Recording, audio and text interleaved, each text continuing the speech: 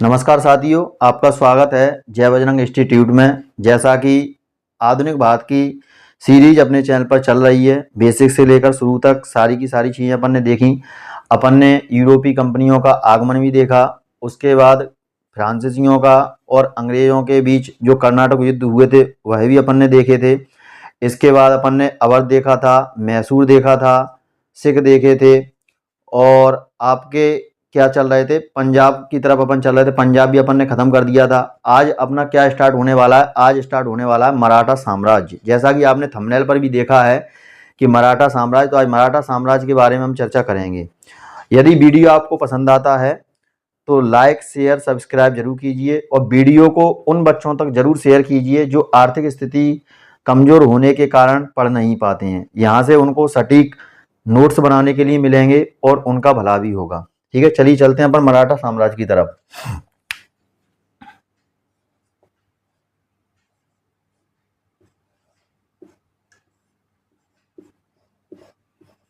मराठा साम्राज्य, मराठा साम्राज्य में अगर अपन बात करें, मराठा साम्राज्य की नींव तुम्हारी कौन रखता है? शाहजी भोंसले। कौन रखता है? शाहजी भोंसले। शाहजी भोंसले की अगर अपन बात करें, इनकी पत्नी थी जीजाबाई। पत्नी थी इनकी कौन? जीजाबाई। ठीक है, और एक पत्नी इनकी और थी तुकोबाई मोहंते। तुकाबाई भी कई कई जगह लिखा हुआ मिलता है, तुकाबाई मोहिते। ये इनकी दूसरी पत्नी थी, मतलब इनकी दो पत्नी थी। कहा ऐसा जाता है कि शिवाजी के जन्म के बाद महाराज शाहजी भोंसले ने अपनी पहली पत्नी जीजाबाई का परित्याग कर दिया था और दूसरी शादी तुकाबाई मोहिते से कर ली थी। अब शाहजी भोंसले के बारे में जान लेते हैं थोड़ा। शाहजी भोंसले आपके जो बीजापुर रियासत है, बीजापुर रियासत के ये आपके कौन थे? सामंत थे। बीजापुर रियासत के कौन थे? ये सामंत थे और पुणे के जमींदार थे। पुणे जो कि महाराष्ट्र में पड़ता है, पुणे के ये कौन थे? जमींदार थे। और इन्होंने क्या रखा था? तुम्हारा शाहजी भोंसले ने मराठा साम्राज्य की नींव रखी थी। तो यहाँ पर अपन देखते हैं शाहजी भोंसले और जीजाबाई, इनके एक पुत्र पैदा होता है और उस पुत्र का नाम है तुम्हारा क्या? शिवाजी। क्या नाम है उस पुत्र का? शिवाजी। और शिवाजी तुम्हारा जन्म इनका कब होता है? इनके जन्म की अगर अपन बात करें, इनका जन्म होता है तुम्हारा 1627 ईस्वी में। कब होता है इनका जन्म? 1627 ईस्वी में। कहीं कहीं 19 फरवरी 1627 लिखा हुआ मिलता है, कहीं कहीं 6 अप्रैल 1627 लिखा हुआ मिलता है। इसलिए मैंने तारीख ना लिखकर डायरेक्ट सन लिख दी है।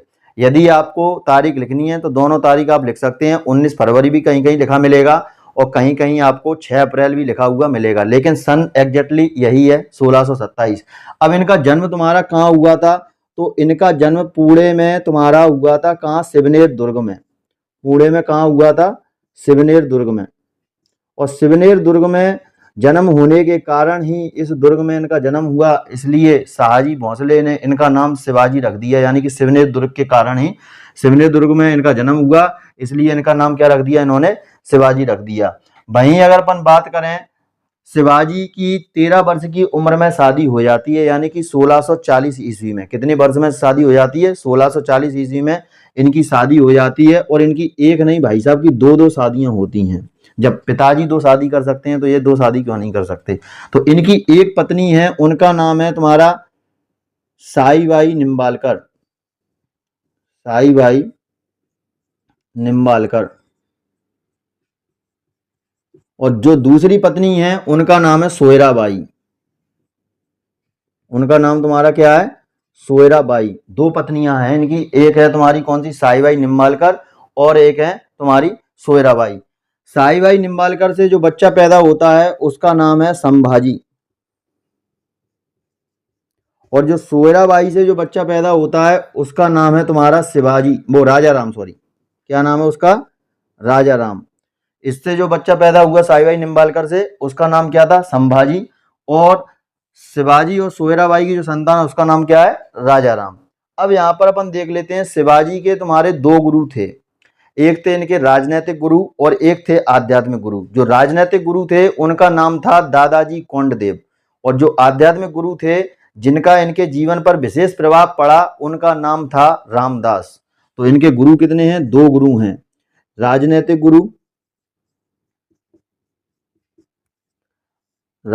गुरु कौन है इनके? कोंडदेव। और आध्यात्मिक गुरु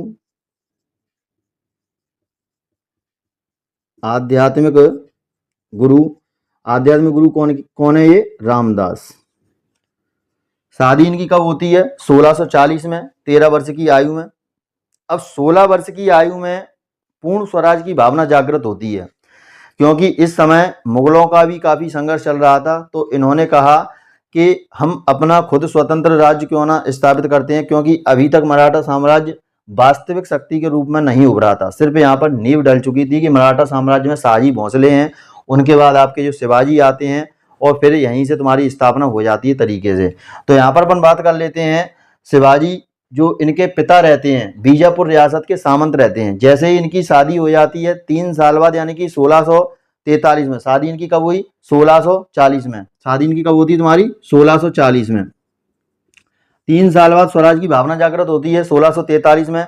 और इनके जो पिता रहते हैं शाहजी भोंसले, इनको बीजापुर रियासत का क्या बना देते हैं? प्रमुख बना देते हैं, और खुद तुम्हारा पुणे के जमींदार के रूप में शासन कर रहे होते हैं। अब यहाँ पर आगे क्या होता है? 1646 में ये पुरंदर का किला जीत लेते हैं। मुगलों से संघर्ष होता है, और मुगलों के संघर्ष में तुम्हारा किसके साथ संघर्ष होता है?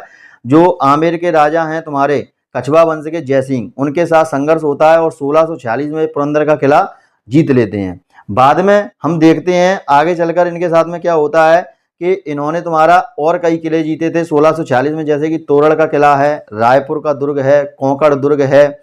ये सारे के सारे किले भी इन्होंने 1646 में ही जीते थे। 1647 में क्या होता है? अचानक 1 साल बाद इनके जो राजनीतिक गुरु हैं कोंडदेव, इनकी मृत्यु हो जाती है। किसी कारणवश इनकी मृत्यु हो जाती है, और बाद में ये थोड़ा अलग थलग पड़ जाते हैं। फिर अपन देखते हैं कि 1649 में जो बीजापुर के शासक हैं यूसुफ आदिल शाही, जैसा कि अपन ने मध्यकालीन भारत में पढ़ा था, तो इनके जो पिताजी हैं कौन? शाहजी भोंसले, उनको वह बंदी बना लेते हैं। और 1649 में आपके जो शिवाजी हैं ये यूसुफ आदिल शाही से अपने पिता को छुड़ाने के लिए मुगलों से एक असफल संधि करते हैं, और उस संधि का कोई प्रभाव नहीं पड़ता है, और इनके पिताजी वहां पर बंदी जीवन व्यतीत कर रहे होते हैं। अब यहाँ पर बात कर लेते हैं, जैसे ही यहाँ पर ये असफल संधि होती है, इसके बाद फिर हम देखते हैं 1649 के बाद यहाँ पर अपन देखते हैं 1659 में। 1659 में यहाँ पर जो अफजल खां है, अफजल खां यानी कि कौन? जो बीजापुर के शासक हैं यूसुफ आदिल शाही, ये अफजल खां को इनको गिरफ्तार करने के लिए भेजते हैं शिवाजी महाराज को। लेकिन शिवाजी महाराज अफजल खां की हत्या कर देते हैं। क्या कर देते हैं? अफजल खां की हत्या कर देते हैं। बाद में हम देखते हैं कि तुम्हारा सूरत को लूटा जाता है। 2 बार सूरत को लूटा जाता है, एक 1664 में लूटा जाता है और एक 1679 में लूटा जाता है इनके द्वारा, शिवाजी महाराज के द्वारा। और आपकी स्थापना की जाती जल सेना की, इसलिए इनको जल सेना का जनक भी कहा जाता है। फिर हम देखते हैं यहाँ पर कि 1663 में जो औरंगजेब के मामा रहते हैं दक्कन के सूबेदार रहते हैं। दक्कन यानी कि आपका भारत का दक्षिणी हिस्सा, जैसे ये आपका भारत का नक्शा है, और ये भारत के नक्शा में जो दक्षिण का एरिया है, इस दक्षिण के एरिया में अगर अपन बात करें यहाँ पर तुम्हारा किसका साम्राज्य था, तो यहाँ पर अपन बात करें यहाँ तक साम्राज्य था तुम्हारा मुगलों का। किसका साम्राज्य था? यहाँ पर मुगलों का साम्राज्य था। और यहाँ पर मुगलों यानी कि औरंगजेब के मामा रहते हैं तुम्हारे कौन? दक्कन के सूबेदार शाइस्ता खां।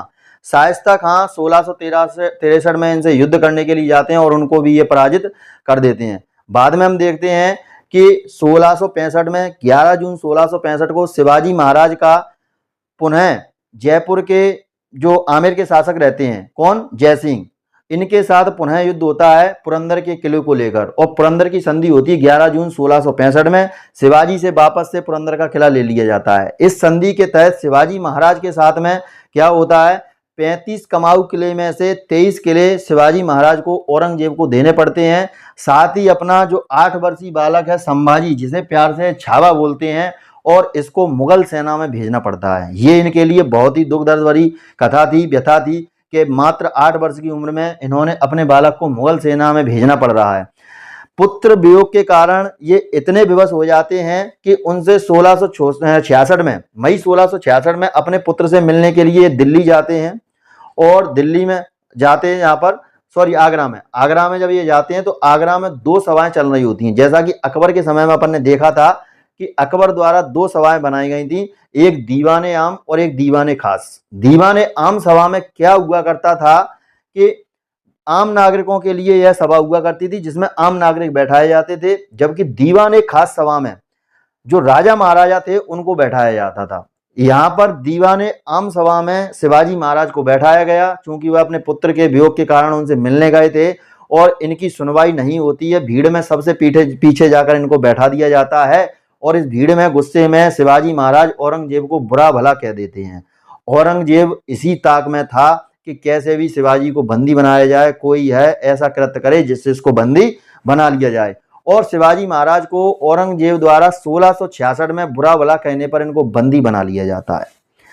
अब यहाँ पर ये बंदी बन जाते हैं। बाद में जो जयसिंह रहते हैं, इनके साथ इन्होंने संधि की थी, उनकी सहायता से 16 अगस्त 1666 को अपने बालक 9 वर्षीय बालक, क्योंकि बालक इनका जब 1665 में गया था तब 8 वर्ष का था, अब 1666 में 9 वर्ष का हो चुका है।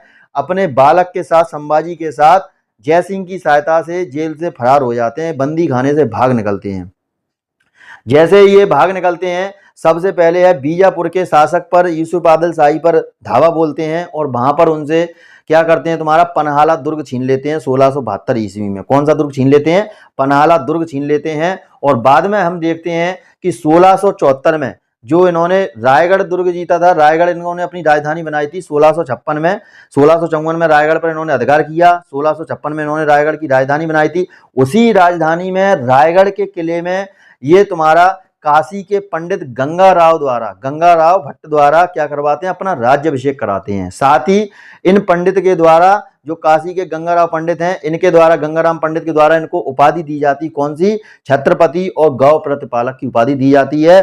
साथ में ही शिवाजी महाराज एक मंत्री परिषद का निर्माण करते हैं और इस मंत्री परिषद को अष्टप्रधान के नाम से जाना जाता है। इस मंत्री परिषद में अगर अपन बात करें, 8 प्रमुख सदस्य हुआ करते थे, इसलिए इसको अष्टप्रधान कहा जाता था। अष्टप्रधान की अगर बात करें तो इसमें आपका पेशवा सबसे प्रमुख पद था, यानी कि जिस प्रकार से राष्ट्रपति का प्रमुख सलाहकार प्रधानमंत्री होता है, उसी तरीके से यहाँ पर पेशवा का पद था जो मराठाओं को सलाह देने का कार्य करता था। वहीं बात कर लें, यहाँ पर वाक्यान्वीस नाम का एक अधिकारी हुआ करता था, वह संधि विग्रह विभाग की जांच करता था। और यहाँ पर अमात्य जो हुआ करता था, राजस्व मंत्री हुआ करता था, कहीं से कितना भी कर आ रहा है उसका लेखा जोखा करना, ये सारे के सारे कार्य अमात्य नाम के अधिकारी के हुआ करते थे। और इनमें एक अधिकारी था आपका चिटनेस, जो आपका क्या करता था, राजकीय पत्रों को पढ़ता था। यदि किसी दूसरे राज्य से पत्र आ रहे हैं और उनकी भाषा को समझता था और शिवाजी महाराज को पढ़कर सुनाता था। वहीं बात कर लेते हैं दूसरे पद के बारे में, तो इसमें अगला पद था तुम्हारा सुमंत, जो कि विदेश मंत्री हुआ करता था। जिस प्रकार अपन ने देखा था राजा रणमत सिंह का पंजाब में, हमने देखा था विदेश मंत्री कौन हुआ करता था, अजीज उद्दीन हुआ करता था। इसी प्रकार यहाँ पर इनका भी विदेश मंत्री है और इसको सुमंत के नाम से जाना जाता है। सुमंत एक उपाधि होती है जो विदेश मंत्री को दी जाती थी। इसी प्रकार हम देखते हैं अगला तुम्हारा जो पद हुआ करता था वह पंडित राव का हुआ करता था। और पंडित राव नाम की उपाधि एक व्यक्ति को दी जाती थी, वह सारे धार्मिक क्रियाकलाप कराया करता था। कब कौन सा मुहूर्त है ये शिवाजी महाराज को बताया करता था। अगला देखते हैं हम, न्यायाधीश हुआ करता था, यह न्याय विभाग का प्रमुख हुआ करता था। कोई भी न्यायालय से संबंधित मामले होते थे वो यहाँ पर ये बताता था। इसके बाद अगर अपन बात करें, इनकी एक सेना थी और सेना में 3 पद थे। कौन कौन से सेना में पद थे? एक थे पागा, एक सिलाईदार और एक थी पैदल। पागा सेना में इनके पास नियमित घुड़सवार हुआ करते थे, जिनकी जब जरूरत पड़े तब शिवाजी महाराज के सेवा में वह हाजिर हुआ करते थे। वहीं जो सिलाईदार सेना थी उसमें अस्थायी घुड़सवार हुआ करते थे, उनकी कोई समय तिथि निश्चित नहीं हुआ करती थी, वो एक तरीके से अस्थायी थे, मतलब उनकी 24 घंटे ड्यूटी नहीं रहती थी। उनका एक समय सीमा निश्चित थी, जिस समय पर वो आते थे और उसी समय पर जाते थे, बीच में बुलाने पर ये नहीं आते थे। वहीं पैदल सेना की बात करें तो इनके पास पैदल सेना भी हुआ करती थी। इनके द्वारा 2 कर लगाए गए थे, जिनमें से बात करें, एक था आपका सरदेशमुखी और एक था वार्षिक चौथ। वार्षिक चौथ क्या था? शिवाजी महाराज के द्वारा सामने वाले राज्य को बर्बाद न करने के एवज में एक धमकी दे दी जाती थी। बोला जाता था यदि आपको साम्राज्य चलाना है तो हमको कर दीजिए, तो इसे बोलते थे वार्षिक चौथ। वहीं सरदेश मुखी क्या थे? सरदेश मुखी इस वार्षिक चौथ पर अपना हक जमाने के लिए स्वयं को देश का प्रमुख व्यक्ति जताना चाहते थे, इसलिए इसको सरदेश मुखी कहा जाता था। बाद में हमने देखा था कि शिवाजी महाराज ने शिवाजी महाराज के समय जो कर की उपज की व्यवस्था थी, मतलब जो कर लिया जाता था वह 33% लिया जाता था, लेकिन बाद में यह 40% कर दिया गया। इनके जो उत्तराधिकारी आते हैं उन्होंने कितना कर दिया? 40% कर दिया। यहाँ पर हम देखते हैं कि शिवाजी महाराज के द्वारा एक नई मापन व्यवस्था प्रारंभ की गई थी, जो मलिक अंबर की कर व्यवस्था पर आधारित थी। पहले माप की क्रिया रस्सी के द्वारा मापी जाती थी कि इतने गज हो गया, इतने फुट हो गया, लेकिन बाद में इनके द्वारा काठी या छड़ का प्रयोग किया गया मापन के लिए। किसका प्रयोग किया गया? काठी और छड़ का। इसके बाद हम देखते हैं ये सारे के सारे क्रियाकलाप करने के बाद आगे हम चलते हैं। शिवाजी महाराज ने अपने जीवन में कई युद्ध लड़े और सभी में विजय हुए। बताते हैं इन्होंने लगभग 220 से 230 किले तक जीत लिए थे। काफी समृद्धशाली आपका मराठा साम्राज्य रहा है। बाद में हम देखते हैं कि 1680 में शिवाजी महाराज की 80 वर्ष की आयु में मृत्यु हो जाती है। कब हो जाती है इनकी मृत्यु? 1680 में इनकी मृत्यु हो जाती है। 1680 में कितने आयु के होंगे? जन्म कितना हुआ इनका? 1627 में, और मृत्यु कब होती है इनकी? 1680 में। अब देखिए कितने 67 है या 57? 10 में से 7 गई 3, और यहाँ पर 7 बचे 7 में 2 गए कितने? 53 वर्ष की उम्र में इनकी मृत्यु कब हो जाती है? 53 वर्ष की इनकी उम्र में मृत्यु हो जाती है। और इनकी मृत्यु के बाद हम देखते हैं इनका जो पुत्र है संभाजी, इसको अगला छत्रपति बनाया जाता है। क्या बनाया जाता है? अगला छत्रपति संभाजी महाराज को बनाया जाता है। संभाजी महाराज की हम बात करें तो संभाजी महाराज की पत्नी होती हैं कौन? तुम्हारी संभाजी महाराज की पत्नी आपकी अगर हम बात करें तो इनकी पत्नी हैं और इनके पुत्र वगैरह हैं। तो इन पर आगे चलने से पहले हम सोचते हैं पहले इनके पॉइंट कवर करा दें ताकि स्टोरी आपके दिमाग में बनी रहे। तो यहाँ से अपन पॉइंट करना नोट स्टार्ट करेंगे, ठीक है। तो सबसे पहले अपन लिखेंगे क्या? सबसे पहले अपन पॉइंट लिखेंगे, सबसे पहले पॉइंट में अपन क्या लिखेंगे? 16 वर्ष की उम्र में, 16 वर्ष की उम्र में, 16 वर्ष की उम्र में पूर्ण स्वराज की भावना जागृत, पूर्ण स्वराज्य की भावना जागृत, ठीक है। और पिता द्वारा बीजापुर रियासत के शासक बनाया गया। पिता द्वारा बीजापुर के प्रशासक बनाए गए, बीजापुर के प्रशासक बनाए गए। 1646 में अपन बात करें, 1646 में इन्होंने क्या क्या जीता था? 1646 में इन्होंने पुरंदर का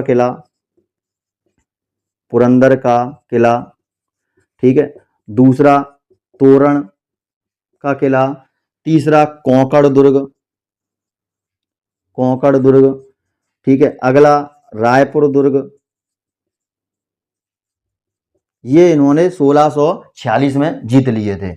इसके बाद अपन देखते हैं 1647 में क्या हुआ? कोंडदेव की मृत्यु। जैसा कि अपन ने देखा था, अभी बताया था, कोंडदेव की क्या हो जाती है? मृत्यु हो जाती है 1647 में। 1647 में मृत्यु होने के बाद यहाँ पर अपन लिखेंगे अगले फैक्ट यहाँ के इनके।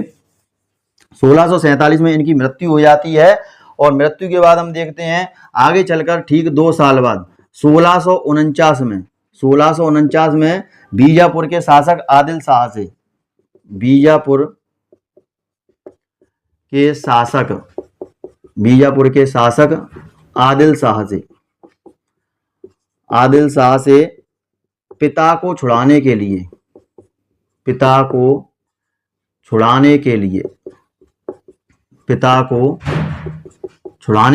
क्या किया जाता है? असफल संधि, क्योंकि इनके प्रयास कैसे रहते हैं? असफल, तो ये असफल संधि हो गई। अब यहां पर अपन देखते हैं 1600 कितने में तुम्हारा? 1654 में क्या करते हैं ये?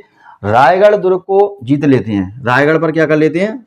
दुर्ग पर कब्जा, रायगढ़ दुर्ग पर क्या कर लेते हैं? कब्जा कर लेते हैं। और 1656 में रायगढ़ को राजधानी बनाते हैं। 1656 में रायगढ़ को क्या बना देते हैं, राजधानी बना देते हैं। 1656 में रायगढ़ को राजधानी बना देते हैं। वहीं अपन बात करें 1659 में, 1659 में बीजापुर के शासक द्वारा, बीजापुर के शासक कौन भाई साहब, मैंने अभी आपको बताया है यूसुफ आदिल शाही। बीजापुर के शासक द्वारा अफजल खां को भेजा जाता है। किसे भेजा जाता है, अफजल खां को। अफजल खां को भेजा जाता है कि भाई तुम शिवाजी महाराज को गिरफ्तार करके लेके आओ, लेकिन अफजल खां की क्या हो जाती है, हत्या। तो बीजापुर के शासक द्वारा भेजे गए, बीजापुर के शासक द्वारा भेजे गए अफजल खां की क्या कर देते हैं, शिवाजी महाराज हत्या कर देते हैं। इनने समझा भाई साहब कोई छोटा मोटा आदमी होगा उसको उठा कर लाते हैं, लेकिन इनको क्या पता था कि शिवाजी महाराज उनमें से नहीं है। इसके बाद हम देखते हैं कि 1663 ईस्वी में, 1663 ईस्वी में तुम्हारा क्या होता है, 1663 ईस्वी में आपका क्या होता है, यहाँ पर इनकी हत्या हो जाती है। और फिर औरंगजेब के मामा, औरंगजेब के मामा, औरंगजेब के मामा कौन, शाइस्ता खां। औरंगजेब के मामा शाइस्ता खां को पराजित करते हैं, शाइस्ता खां। और शाइस्ता खां आपके कौन है, दक्कन के सूबेदार। शाइस्ता खान कौन है, दक्कन के सूबेदार को पराजित कर देते हैं। जब दक्कन के सूबेदार पराजित हो जाते हैं तो औरंगजेब कहते हैं मामा श्री आपने तो नाक कटवा दी, आप शिवाजी महाराज से पराजित होकर आ गए। यहाँ पर फिर हम देखते हैं आपका 1664 में, 1664 में सूरत को पहली बार लूटा, सूरत को पहली बार लूटा शिवाजी महाराज ने, ठीक है, सूरत को पहली बार लूटा, ठीक है। और दूसरी बार कब लूटा, दूसरी बार इन्होंने 1679 में लूटा। 1679 में सूरत को दूसरी बार लूट का केंद्र बनाया, दूसरी बार लूटा। और क्या कर दिया भाई साहब ने, शिवाजी महाराज ने जल सेना की स्थापना कर दी। इसलिए जल सेना के अध्यक्ष में झंडे के ऊपर आप देखेंगे तो आपका मराठा साम्राज्य का चिन्ह देखने को मिल जाएगा। तो क्या किया इन्होंने, जल सेना की स्थापना की, जल सेना की स्थापना की, जल सेना की क्या की, स्थापना की। वहीं अपन बात करें यहाँ पर आगे चलकर क्या होता है, 11 जून 1665 में, कब, 11 जून 1665 में, 11 जून 1665 में पुरंदर की संधि होती है। कौन सी संधि होती है भैया, पुरंदर की संधि होती है। पुरंदर की संधि किस किस के बीच में होती है, तो जयसिंह के बीच में होती है। जयसिंह कहाँ के हैं, तुम्हारे आमेर के शासक हैं और कछवा वंश के हैं। कौन से वंश के हैं ये, कछवा वंश के हैं। और ये औरंगजेब के सेनापति हैं। किसके सेनापति हैं ये, औरंगजेब के सेनापति हैं। किसके सेनापति हैं भाई ये, औरंगजेब के सेनापति हैं। और किसके बीच में होती है, और होती है शिवाजी महाराज के बीच में। जो पुरंदर की संधि होती है वह शिवाजी महाराज और जयसिंह के बीच में होती है। जयसिंह को शिवाजी महाराज द्वारा 35 कमाऊ किलों में से 23 किले देने पड़ते हैं। कितने किले देने पड़ते हैं, 23 किले देने पड़ते हैं। शिवाजी महाराज ने इस समय तक 35 किले जीत लिए थे और उन 35 कमाऊ किलों में से 23 किले शिवाजी को या किसको देने पड़ते हैं, जयसिंह को यानी कि औरंगजेब को देने पड़ते हैं। और अपने 8 वर्षीय बालक, 8 वर्षीय बालक, 8 वर्षीय बालक कौन है भैया इनका, संभाजी। 8 वर्षीय बालक संभाजी को मुगल सेना में भेजना पड़ता है, जो कि बहुत शर्म की बात है, बहुत ही इनके लिए दुख की बात है। मुगल सेना में भेजना पड़ता है, मुगल सेना में भेजना पड़ता है। जैसे ही ये मुगल सेना में जाते हैं, और एक पिता तो आखिर पिता ही होता है, जब किसी पिता का 8 वर्षीय बच्चा उससे दूर हो जाता है तो उसको वियोग बड़ा सताता है। और 1666 में हम बात करें, मई 1666 में, कब, मई 1666 में अपने पुत्र से मिलने के लिए, अपने छावा से मिलने के लिए, अपने छावा से मिलने के लिए, अपने छावा से मिलने के लिए आगरा गए, आगरा गए। और आगरा में क्या था, 2 प्रकार की सभाएं चल रही थी, एक दीवाने आम और एक दीवाने खास। और यहाँ पर शिवाजी महाराज को कहाँ बैठाया गया, दीवाने आम में बैठा गया। इनकी कोई आवाज नहीं सुनी गई, इनकी कोई मांग नहीं सुनी गई, और इन्होंने औरंगजेब को बुरा भला कह दिया और औरंगजेब ने इनको क्या कर लिया, बंदी बना लिया। तो 1666 में मिलने के लिए आगरा गए और औरंगजेब द्वारा बंदी बनाया गया। औरंगजेब द्वारा क्या बनाया गया, बंदी बनाया गया। औरंगजेब द्वारा बंदी बनाया गया। ठीक है। औरंगजेब द्वारा बंदी बनाया गया और बंदी बनाकर कहाँ रखा गया, तो बंदी बनाकर रखा गया आगरा के जयपुर महल में, जिसको जयपुर भवन के नाम से भी हम जानते हैं। कहाँ रखा गया, आगरा के बंदी बनाकर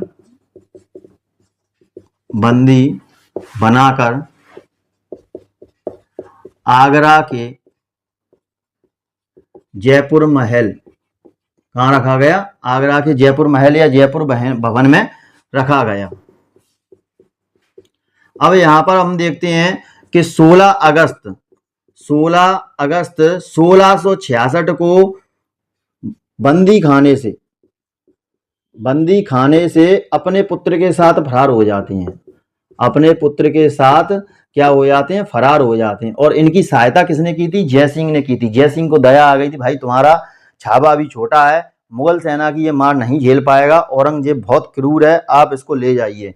और 16 अगस्त 1666 को बंदी खाने से अपने पुत्र के साथ क्या हो जाते हैं, फरार हो जाते हैं। जैसे ये फरार होते हैं 1672 में सबसे पहले क्या करते हैं, 1672 में बीजापुर के शासक से, बीजापुर के शासक कौन, यूसुफ आदिल शाह, बीजापुर के शासक से पनहाला दुर्ग छीन लेते हैं। कौन सा दुर्ग छीन लेते हैं, पनहाला दुर्ग छीन लेते हैं, पनहाला दुर्ग छीन लेते हैं। इसके बाद हम देखते हैं यहाँ पर 1674 में रायगढ़ में, ठीक है, रायगढ़ के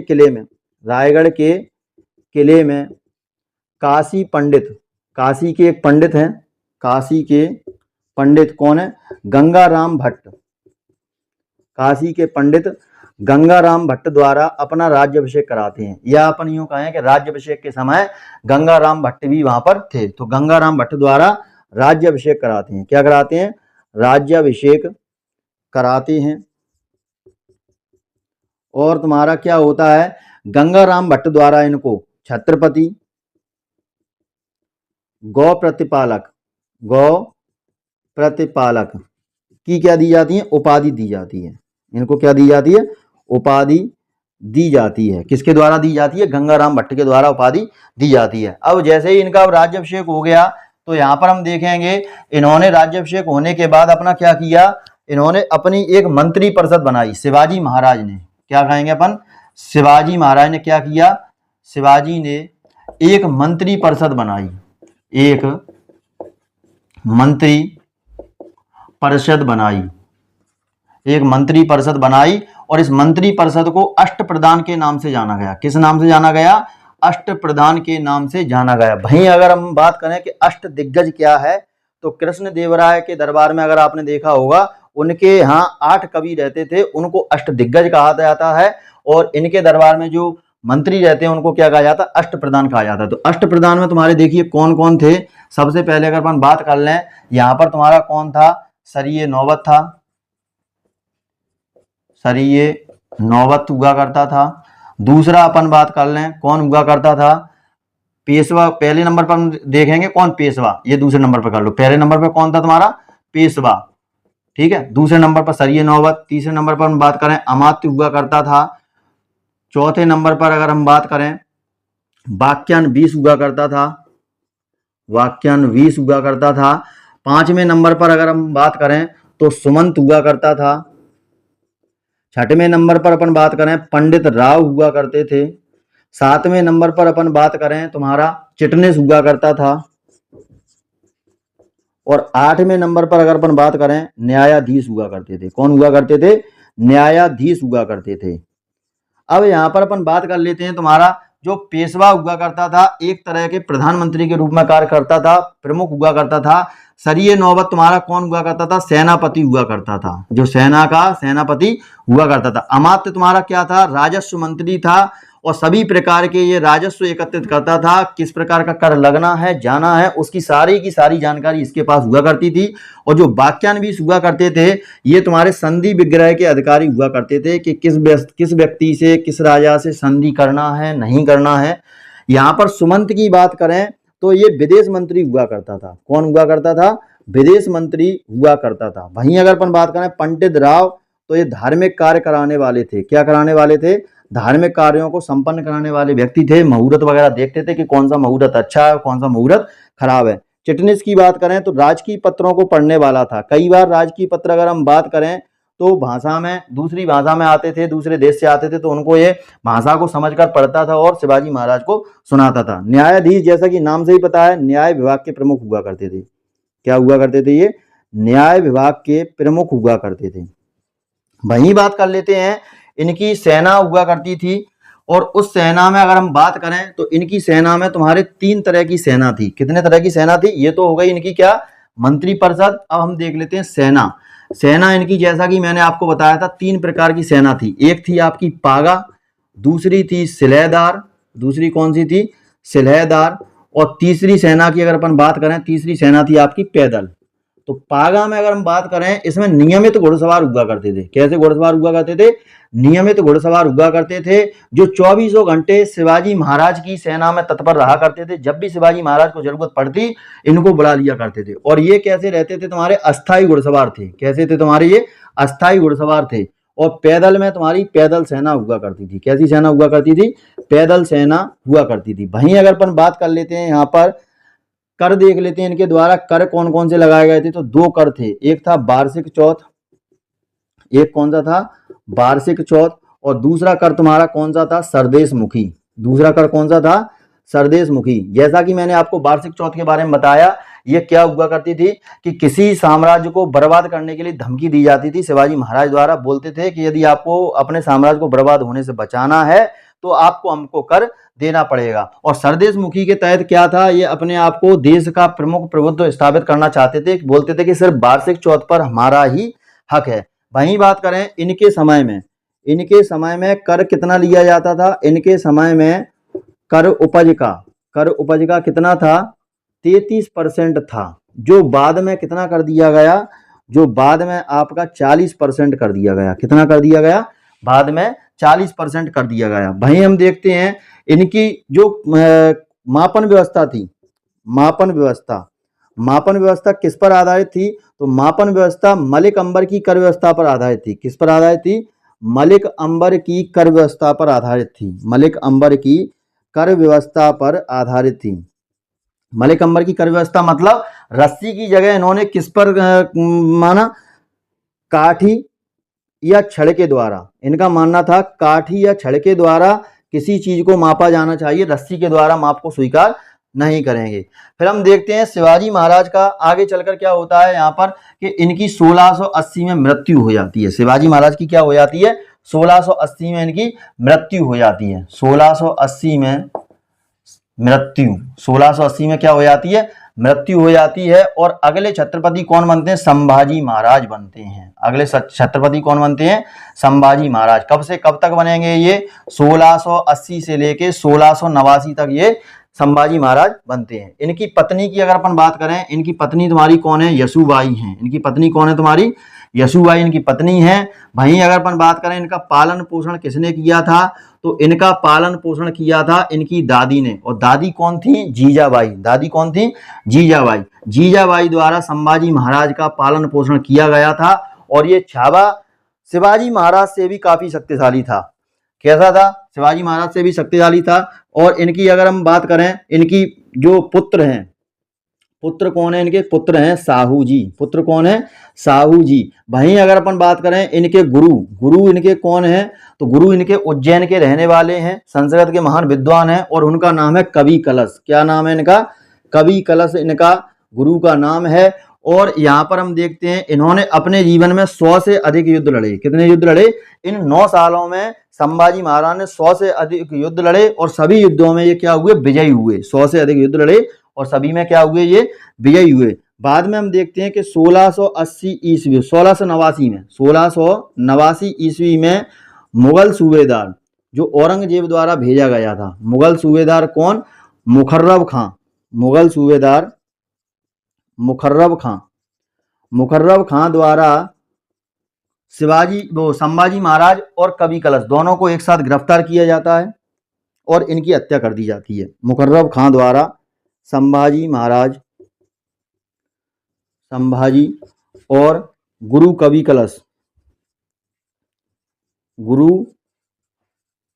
कलश द्वारा गिरफ्तार और हत्या गिरफ्तार और क्या कर दी जाती है, हत्या कर दी जाती है। इस एक लाइन में ही हत्या करने से मतलब नहीं है, संभाजी महाराज को इतना ज्यादा तड़पाया गया था, इनको लगभग हम बात करें तो करीब इनको 2-3 महीने तक प्रताड़ना दी गई थी। और औरंगजेब इनसे कहता था यदि तुम्हारे जैसा एक पुत्र भी अगर हमारे खानदान में पैदा होता तो आज हम पूरे भारत वर्ष पर अपना अधिकार जमाए हुए बैठे रहते।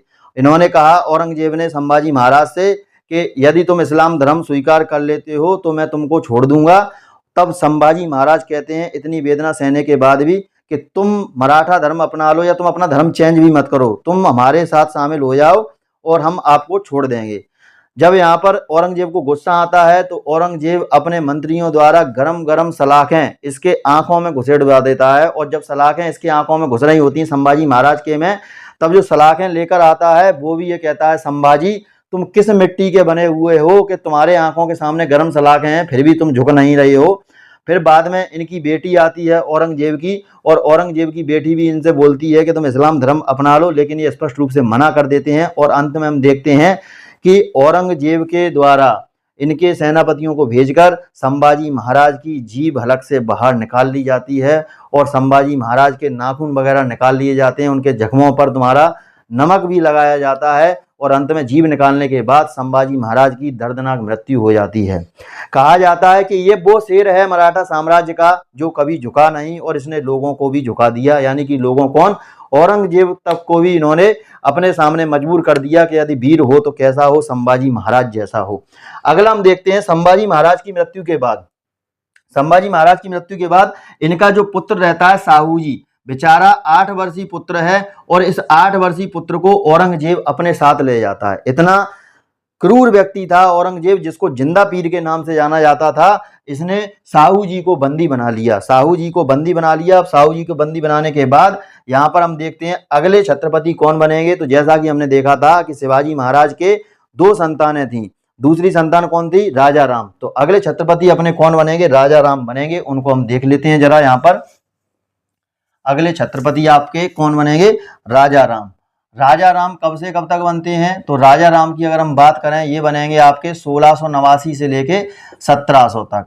तो ये अगले छत्रपति बनते हैं। अब राजा राम की अगर हम बात करें पत्नी की, पत्नी इनकी कौन है, पत्नी है इनकी ताराबाई। कौन है इनकी पत्नी, ताराबाई इनकी पत्नी है। और पुत्र की बात करें तो इनका पुत्र तुम्हारा कौन है, शिवाजी सेकंड। क्या नाम है इनके पुत्र का, शिवाजी सेकंड इनके पुत्र का नाम रहता है। भाई हम बात कर लेते हैं इन्होंने अपनी राजधानी कौन सी बनाई, राजधानी इन्होंने बनाई अपनी सतारा। कौन सी राजधानी बनाई इन्होंने, सतारा को अपनी राजधानी बनाया। मुगलों के साथ राजा राम ने संघर्ष भी किया और हम देखते हैं कि इनका 1700 ईस्वी में मुगलों के साथ युद्ध करते हुए क्या हो जाता है, देहांत यानी कि वीर गति को प्राप्त हो जाते हैं। तो मुगलों से हुए संघर्ष में, मुगलों से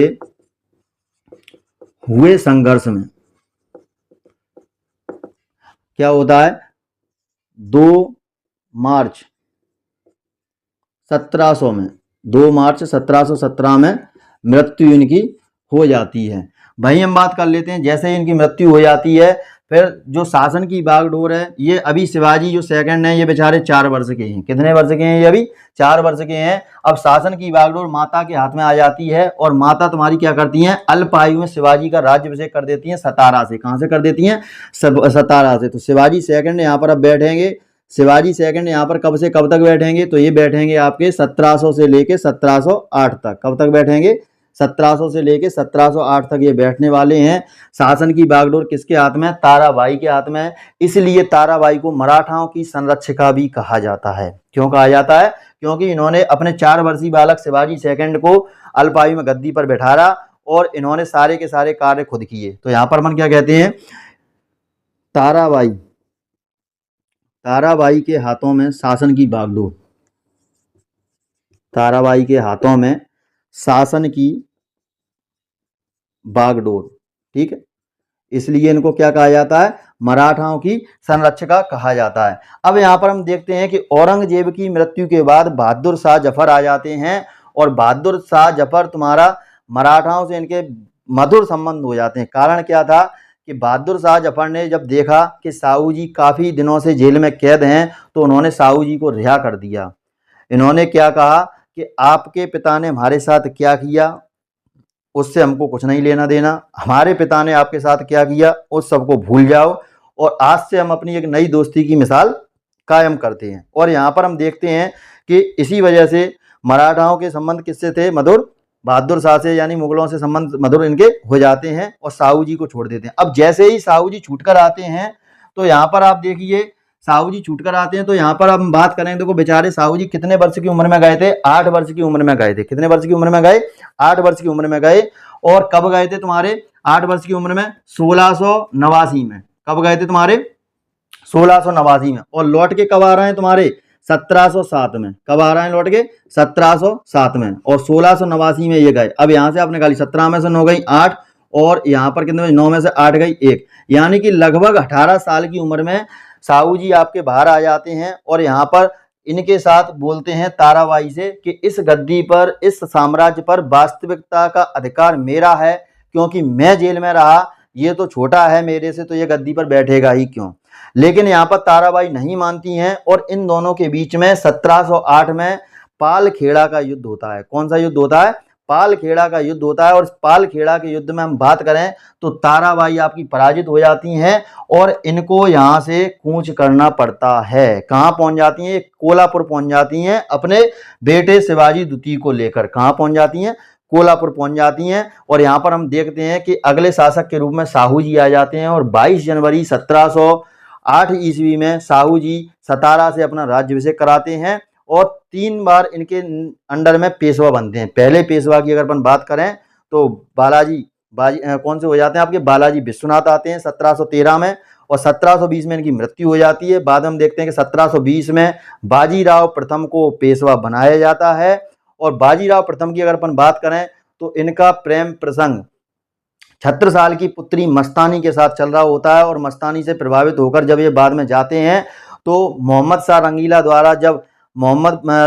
द्वारा बंगस को भेजा जाता है छत्रसाल से युद्ध करने के लिए 1728 में। तो मौदा के युद्ध में बाजीराव प्रथम इनकी छत्रसाल की सहायता करते हैं और इस युद्ध में उनको जीतने में मदद करते हैं। वहीं हम बात करें 1728 में ही जो निजाम उल मुल्क रहता है हैदराबाद का, जिसमें अपन ने पीछे पढ़ा था, तो ये सकरखेड़ा का जो युद्ध जीता था किसकी मदद से जीता था, बाजीराव प्रथम की मदद से जीता था। जैसा कि मैंने आपको कहा था कि जब हम मराठा पढ़ेंगे तो इनको कनेक्ट करेंगे। अगर आपने वो वीडियो नहीं देखा है तो वो जाकर आप देख सकते हैं, चैनल पर डला हुआ है, पूरी प्लेलिस्ट बनी हुई है। तो यहाँ पर क्या होता है, इनको मराठाओं के साथ इन्होंने क्या किया था, वो निजाम उल मुल्क को इन्होंने सकरखेड़ा के युद्ध में मुआवरिस खां से जितवा दिया था।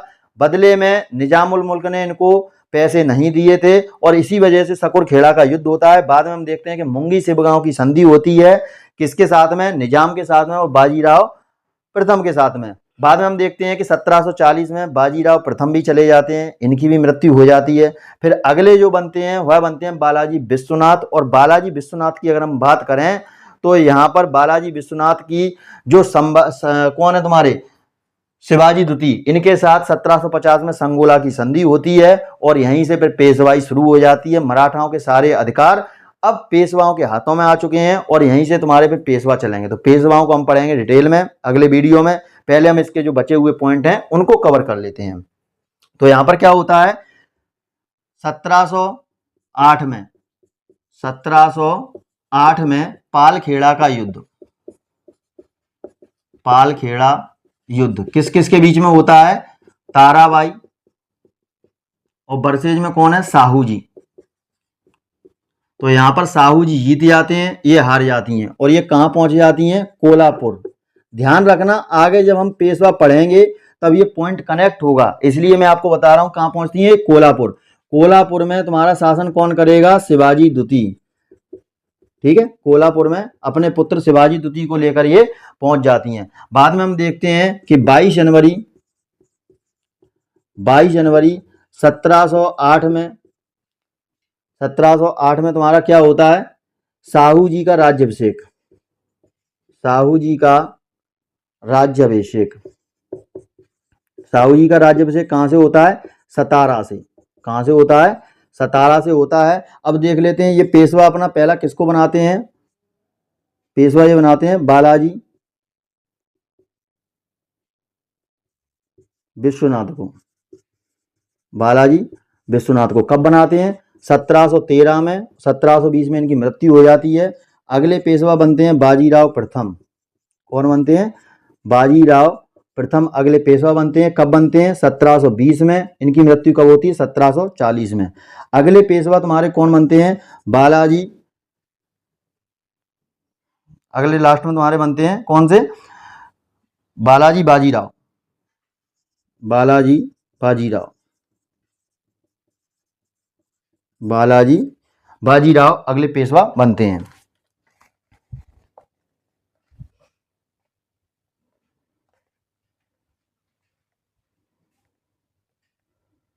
हाँ, अगले पेशवा आपके कौन बनते हैं? बालाजी बाजीराव। और ये कब बनते हैं तुम्हारे? 1740 में बनते हैं। और 1761 में हम देखें तो इनकी पानीपत के तृतीय युद्ध के बाद क्या हो जाती है? मृत्यु हो जाती है, क्योंकि ये इस युद्ध का सदमा नहीं सह पाते हैं। और इन सारी कहानियों की चर्चा पेशवाओं को अपन कब पढ़ेंगे? अलग से एक सेपरेट वीडियो में। तो यहाँ पर अपन ने देखा, यहाँ पर फिर हम देखते हैं कि 1750 में एक पॉइंट और लिख लीजिए, तो यहाँ पर ये कवर हो जाएंगे आपके 1750 में। 1750 में संगोला की संधि। संगोला की संधि किसके साथ होती है? पेशवाओं की मराठाओं के साथ। और मराठाओं में कौन? शिवाजी द्वितीय। ठीक है, शिवाजी द्वितीय के साथ। और यहां से क्या हो जाएगी? पेशवाई शुरू। यहां से आपकी क्या हो जाएगी? पेशवाई शुरू। तो ये अपन ने पढ़े पूरे मराठा साम्राज्य देखा। अब मराठा साम्राज्य के अगले पार्ट में हम देखेंगे बारी बारी से इन तीनों पेशवाओं को, इनके सारे क्रियाकलापों को। तो उम्मीद करता हूं आपको आज का लेक्चर अच्छा लगा होगा, नोट्स आपके अच्छे से बने होंगे। यदि आपको कंटेंट अच्छा लग रहा है तो दबाकर शेयर कीजिए, खासकर उन बच्चों को शेयर कीजिए जो आर्थिक स्थिति कमजोर होते हुए नहीं पढ़ पा रहे हैं। तो मिलते हैं अगले लेक्चर के साथ, तब तक के लिए जय हिंद, जय भारत।